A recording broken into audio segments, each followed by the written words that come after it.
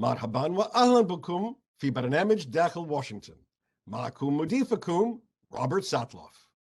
يقول المثل: الإنسان يخطط والله يضحك.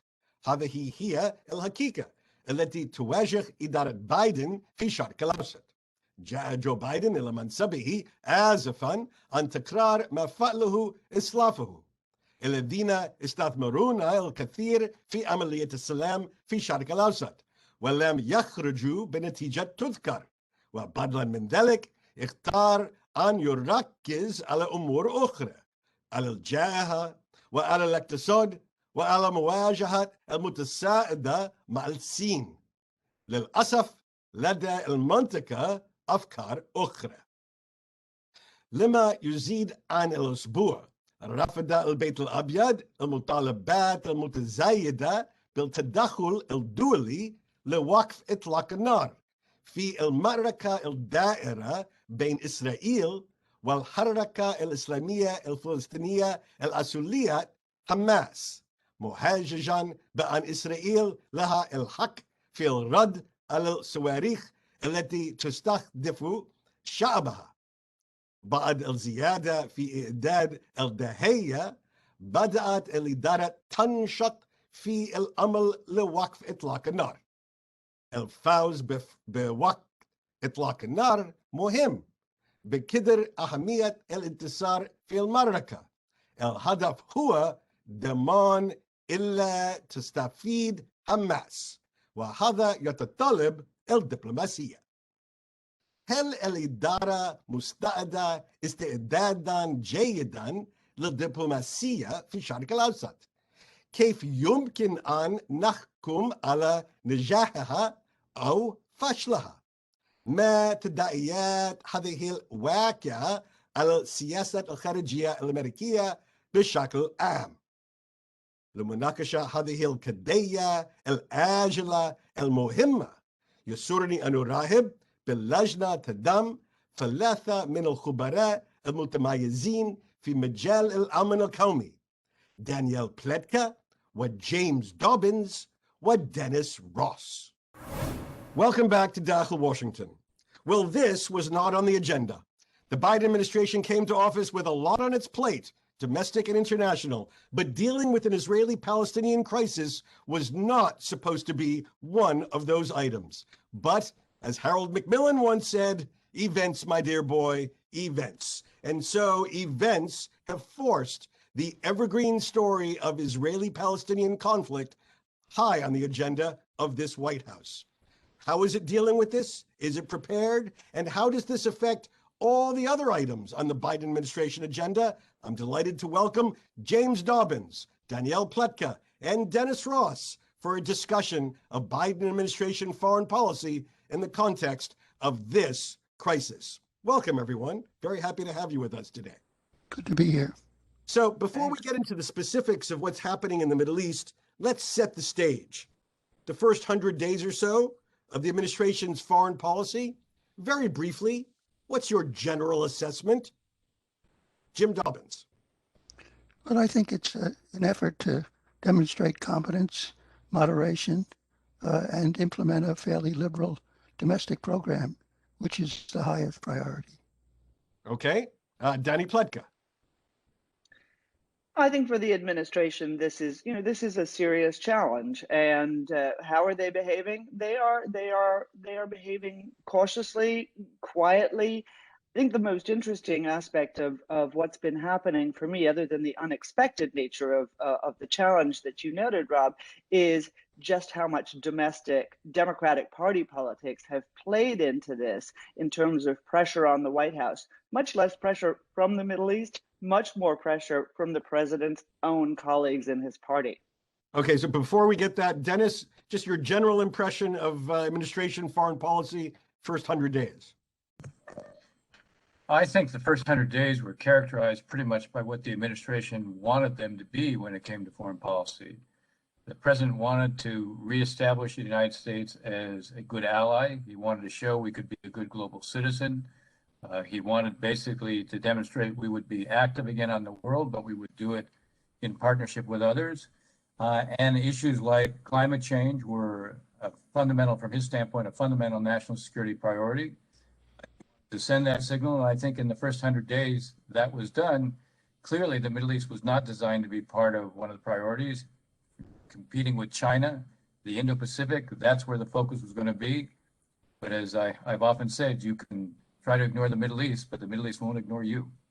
So as Dennis just said, the Middle East wasn't originally high on the administration's priority list. Where did it fit in, if at all, in the, before this conflict emerged? Where, if at all, did the Middle East fit in to the administration's foreign policy priorities? Danny?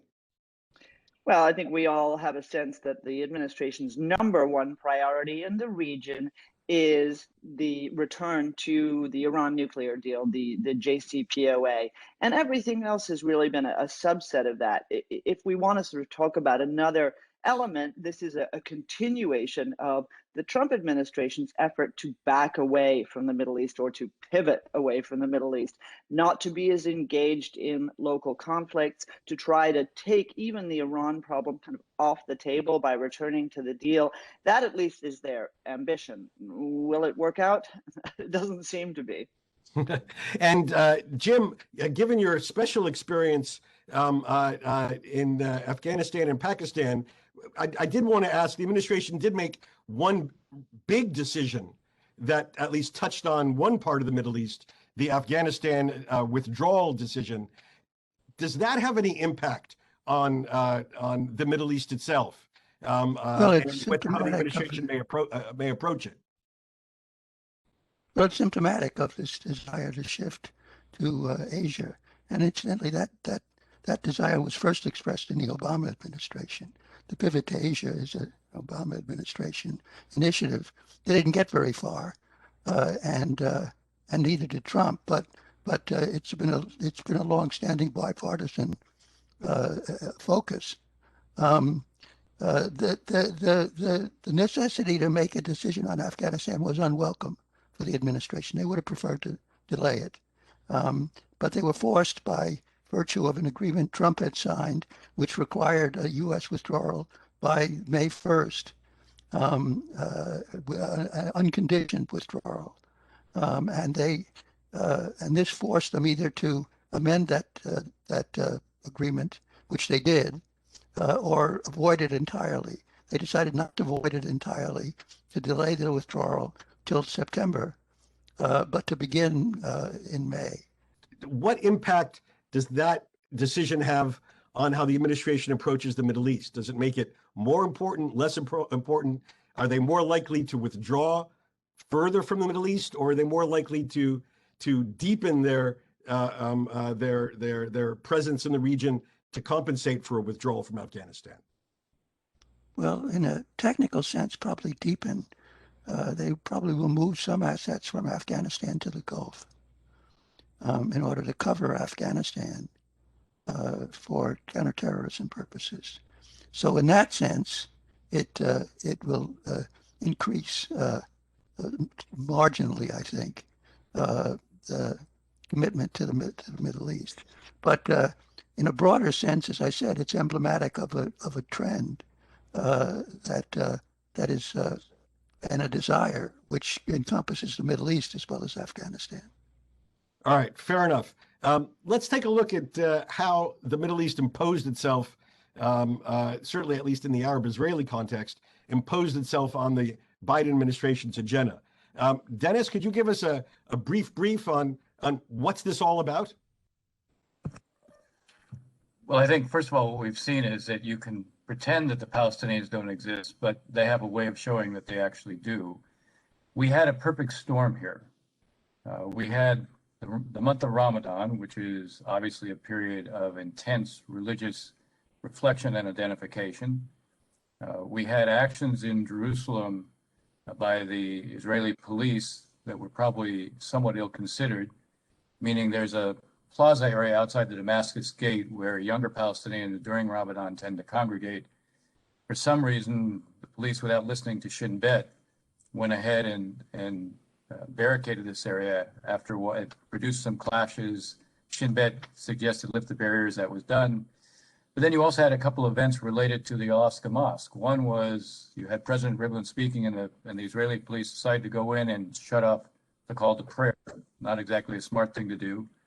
And then there were rocks being thrown from the Kotel is below the Temple Mount, the Haram al-Sharif, where the two mosques are. Rocks were being thrown over the side, hitting Israelis below. They can actually kill them. And the police decided to go into the mosque. First, they fired grenades, stun grenades into the mosque and tear gas, and went into the mosque. That was, that everybody is a reporter these days. So everybody has a cell phone, so they showed videos. And immediately that went viral, looking like the Israelis were encroaching on the Al-Aqsa Mosque. And anytime you touch Jerusalem, the religious sites, or I would say Palestinian presence, and that affects immediately a much wider universe.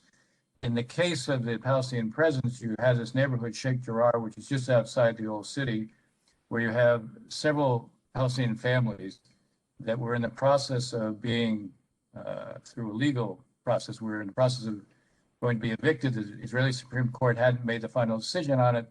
This became a cause célèbre both for Palestinians, but then also for some of the Israelis on the right who wanted to elevate this issue. So you took the issue of eviction, you took the issue of the Al-Aqsa Mosque, you took the cancellation of the Palestinian elections, which Abu Mazen had called for. Hamas saw all of this as an opening to try to supplant the Palestinian Authority and Mahmoud Abbas, and fired rockets on Jerusalem, which crossed every single red line any Israeli government, left to right, would have. Hamas knew it would produce a response. They didn't much care. They wanted to make a statement that they were standing up for Jerusalem. They could impose a price. They could seize the mantle of leadership. And that set in motion what we're now seeing, which is a reality where, once again, Palestinians are paying the biggest price. The devastation in Gaza is quite great. But you have Hamas that has proven how much it uses the respites between these different rounds to rebuild itself. Just to put that in perspective, over the course of 52 days in the year 2014, when there was a combat, there were 4,500 rockets they fired into Israel. In the space of 9 days, they fired almost the equivalent amount. So obviously they have used their time to rebuild this capability, not to mention a vast tunnel network, which they use to protect their fighters, their leaders, and their weapons, but not their people. All right, so thank you. That gives a good summary of how we got into the current crisis. Now it's been more than a week since the fighting has occurred, back and forth. Lots of effort recently to achieve a ceasefire. Jim Dobbins, Danielle Platka, how would you characterize the administration's response throughout this episode? Jim? Fairly weak. The Democrats are clearly divided between a rising support for the Palestinians within the party and a president who's old-fashioned, if you will, in this sphere, hewing to a policy and an approach that is emblematic of an earlier era where Israel got unqualified support. I think one of the problems is they don't have their full team in place. So they're sending a deputy assistant secretary, a fairly low-level official, to Israel to try to broker some kind of ceasefire instead of a high-level envoy with a name recognition or a senior position. So the Secretary of State hasn't gone, the Deputy Secretary of State hasn't gone, the Undersecretary of State hasn't gone. They're all in place. There's no Assistant Secretary, and there's no special envoy, as Dennis was for several occasions, and others have been to deal with these issues. All right. Danielle Platka, how do you evaluate the administration's response? I don't find that much to disagree with in what Jim is laying out. I think that the administration is facing a pretty serious challenge because, on the one hand, it clearly does not want to get enmeshed in another Israeli-Palestinian peace process. They've been pretty adamant that this is not part of their priorities in the region, and at the same time they need to deal not only with the challenge to Israel, but also the challenge of allowing a terrorist group to simply operate with impunity backed by Iran. I think, though, when I've talked about this in recent days, what to me is interesting is not so much the back and forth between the Israelis and Hamas. I think pretty much all of us could have written this screenplay and seen how it would play out. The more interesting question to me is how the Iranians are behaving. And the fact that the Iranians have found themselves absolutely unconstrained by the fact that they are in the midst of important negotiations for the United States to re-enter the Iran nuclear deal, rather than constraining them, rather than their calculus being, perhaps we need to pull back, we need to tone things down a little bit. They have pushed forward on absolutely every one of their aggressive fronts, whether it is increased attacks by their proxies, the Houthis, against Saudi targets, or it is increased attacks against American targets in Iraq by their Iraqi proxies, or it is attacks on Israel by Hamas, their Palestinian proxy.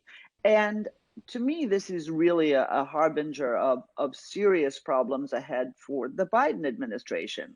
Because if the Biden administration is hoping that it's going to kind of take the nuclear file and set it aside, it's going to be losing a lot of its leverage against Iran, and Iran is showing itself, to be absolutely unwilling to cooperate on any other issue other than this short-term question of nuclear. So for me, that actually is the mid to longer term challenge for the Biden administration once this contretemps between the Israelis and Hamas is settled. All right. When we come back after the break, we're going to turn to both the specific issue of how you get not just a ceasefire, but where do we go from here in the Israeli-Palestinian arena, and the broader issue, how this entire affair affects other U.S. policy priorities, such as dealing with Iran in the region, in just a moment.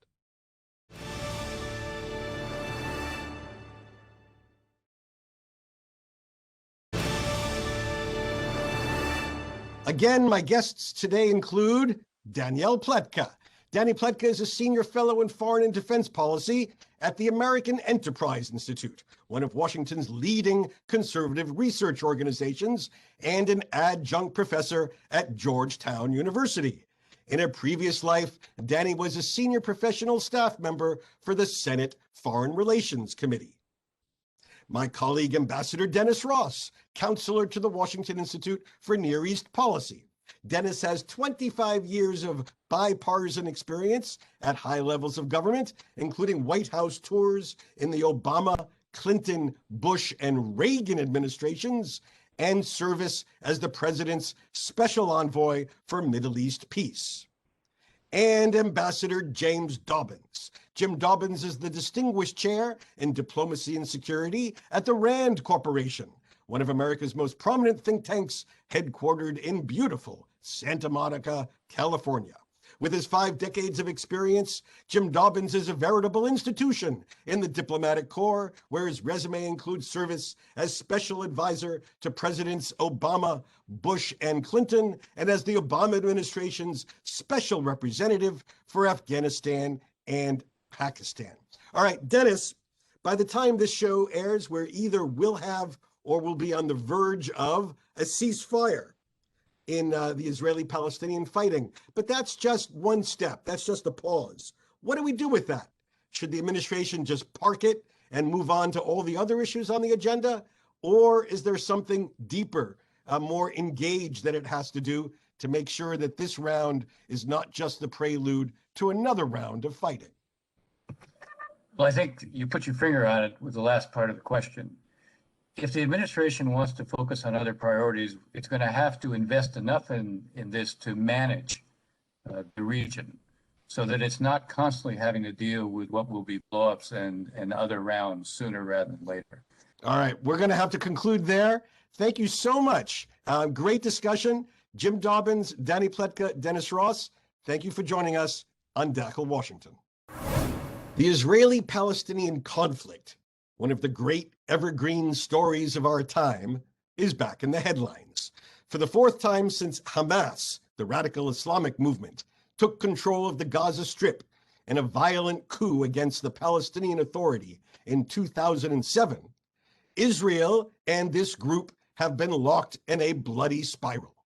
And the United States is once again pulled back into active involvement in helping arrange a ceasefire and build a new, more sustainable reality. One hesitates to say the word peace. This wasn't in the Biden administration's original plan. Unlike each of the last four presidents, 2 Republicans, 2 Democrats, Joe Biden came to office with a sense of humility about the potential for Israeli-Palestinian peace and a sense of national priorities which did not list its pursuit as high on his agenda.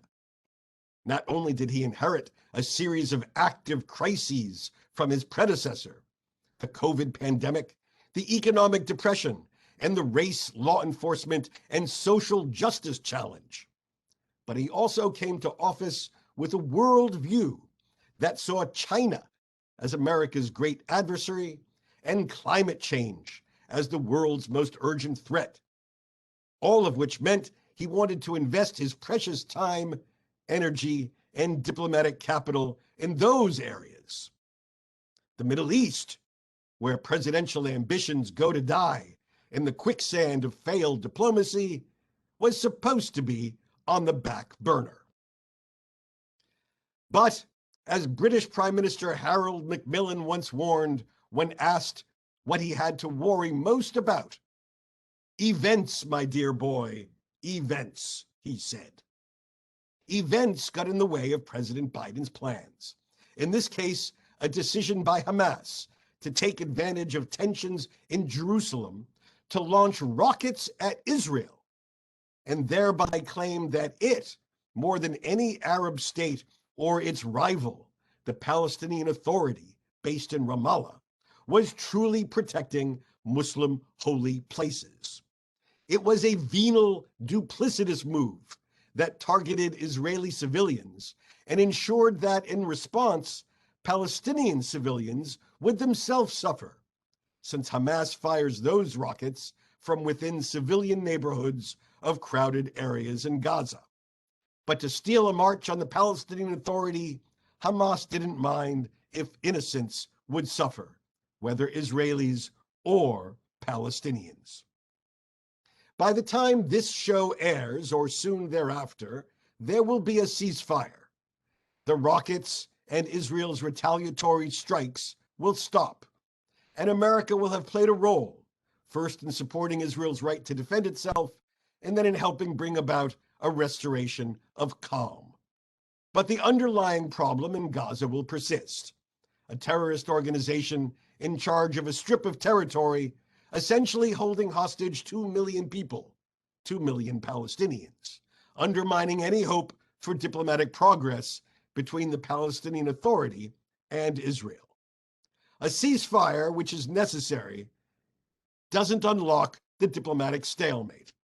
It only ensures that we will be back in the same place again someday in the future. In my view, Palestinians and Israelis alike deserve better. بهذا نصل لنهاية هذه الحلقة من برنامج داخل واشنطن.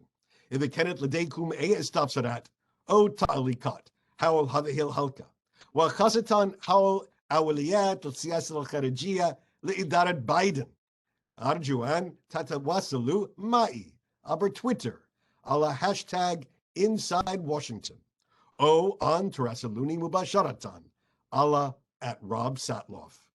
سأراكم الأسبوع المقبل، وإلى أن ألقاكم شكرا لكم وإلى اللقاء.